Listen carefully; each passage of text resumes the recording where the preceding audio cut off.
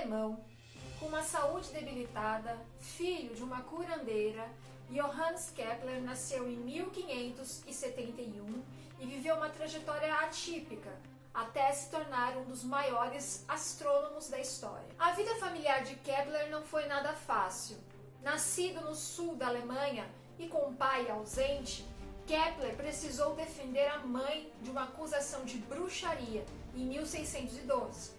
A absolvição da mãe de Kepler só veio anos depois, em 1621. Porém, a senhora Kepler faleceu 6 meses depois. Kepler ficou viúvo aos 40 anos e perdeu 5 filhos de 2 casamentos. Johannes Kepler faleceu aos 58 anos após adoecer e nem assim encontrou paz. Seu túmulo foi destruído durante a Guerra dos 30 anos. Na aula de hoje nós vamos começar a conhecer as 3 leis de Kepler. Pega o seu caderno, pega o seu lápis, eu estou te esperando, mas antes, roda a vinheta, até daqui a pouco.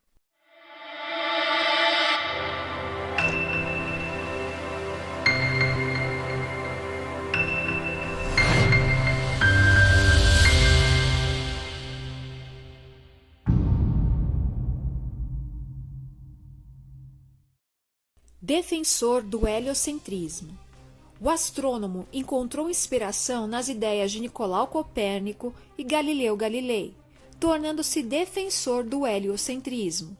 O matemático adquiriu conhecimentos de astronomia após um período trabalhando com o astrônomo dinamarquês Tycho Brahe, que faleceu e deixou anotações de décadas de estudos ao alemão.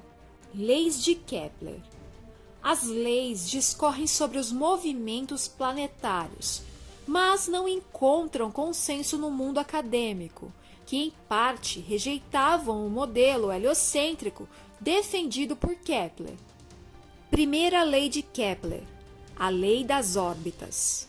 As tentativas de encontrar uma forma geométrica que descrevesse o movimento dos astros passaram por várias formas ovais até chegar à elipse.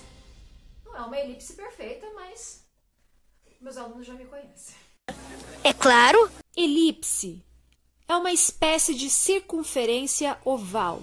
Uma forma de compreender uma elipse é prender as extremidades de um fio com fita adesiva ou prego e usar um lápis por dentro do fio para marcar a figura. O traço feito pelo lápis, quando o fio é esticado, é a elipse. Os pontos onde o fio estão presos são os focos da elipse, F1 e F2. Ah, agora eu entendi! Tendo a informação sobre o foco e o formato da órbita, é possível enunciar a primeira lei de Kepler da seguinte forma. Os planetas descrevem uma obra elíptica onde o Sol é um dos focos dessa elipse. Segunda lei de Kepler, a lei das áreas. O segmento de reta que une o Sol a determinado planeta cobre áreas iguais em intervalos de tempos iguais. Eu não entendi o que ele falou. Traduzindo, as duas áreas representadas têm o mesmo tamanho e o tempo que os astros levam para percorrer cada um dos arcos é igual. Dessa maneira, podemos concluir que o astro se movimenta com maior velocidade quando estiver próximo ao Sol, no periélio, pois a distância percorrida entre o arco A e B é maior que no afélio, do arco C e D, no mesmo intervalo de tempo. Embora os arcos tenham tamanhos diferentes, as áreas internas que compreendem um raio são iguais. Terceira lei de Kepler, a lei dos períodos. A razão entre o quadrado do período de translação de um planeta e o cubo do raio médio de sua órbita é igual para todos os planetas do Sistema Solar.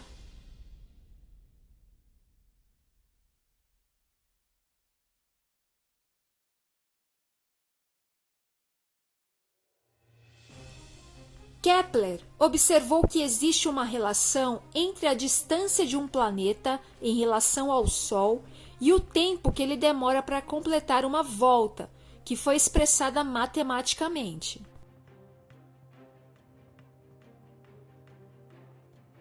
Podemos observar que a distância entre os astros são enormes. Se a gente fosse utilizar medidas terrestres como metros ou quilômetros, o cálculo seria um pouco difícil, concordam? Uma alternativa da física foi adotar a unidade astronômica, AU, que informa a distância média entre o Sol e a Terra. 1 AU equivale aproximadamente a 150 milhões de quilômetros. Por exemplo, Urano está 19 vezes mais longe do Sol do que a Terra. Então, vamos dizer que Urano está a 19 AU de distância do Sol.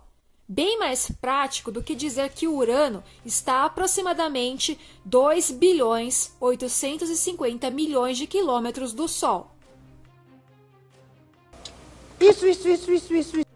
O intervalo de tempo que o planeta demora para dar uma volta em torno do Sol, ou seja, realizar uma translação, também costuma ser medido utilizando a Terra como referência, ou seja, T é igual a 1 ano.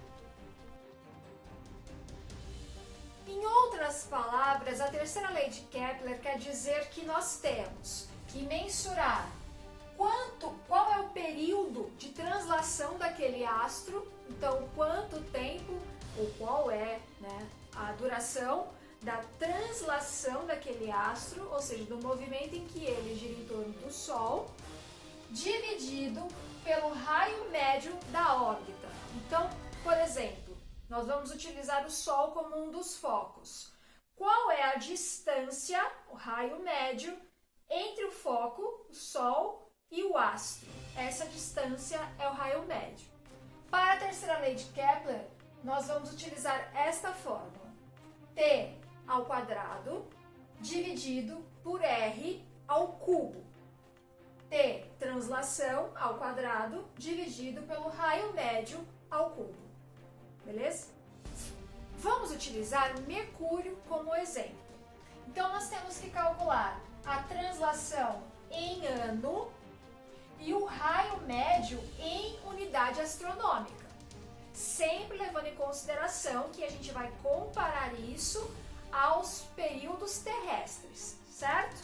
Então, Mercúrio leva 88 dias para dar uma volta em torno do Sol. Então, como é que eu transformo dias em anos? Então, eu vou pegar lá 88 dias e dividir pelos dias terrestres, 365. E aí eu chego em 0,241 ano, certo? E o raio? Nós vamos levar em consideração que a distância do Sol até a Terra é de 150 milhões de quilômetros aproximadamente.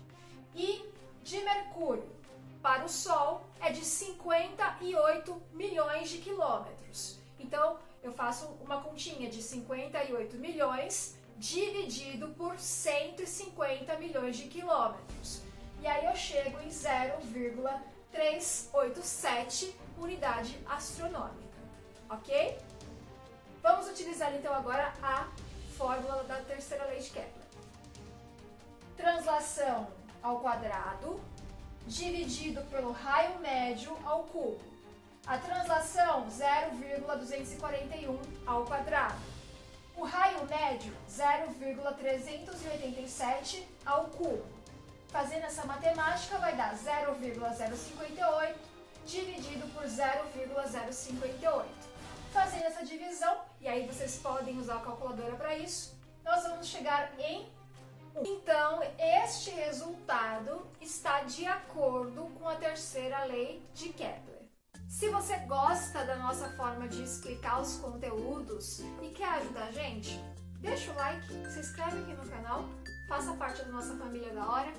Nos vemos na próxima aula. Um beijo e tchau!